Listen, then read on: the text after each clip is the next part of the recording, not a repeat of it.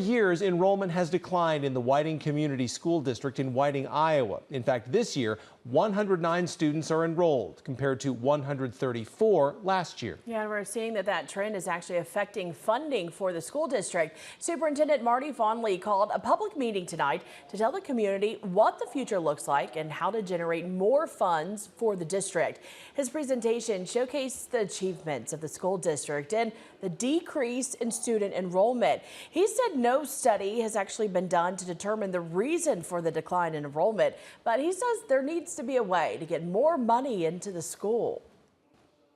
We're trying to raise funds to help bridge the gap as we try to figure out ways to try to recruit kids, if you will, try to increase our enrollment. As a first step, parents will get a fundraising letter asking them to make a financial pledge for 5 years. The goal is to get pledges back by December 31st and have the funds by June.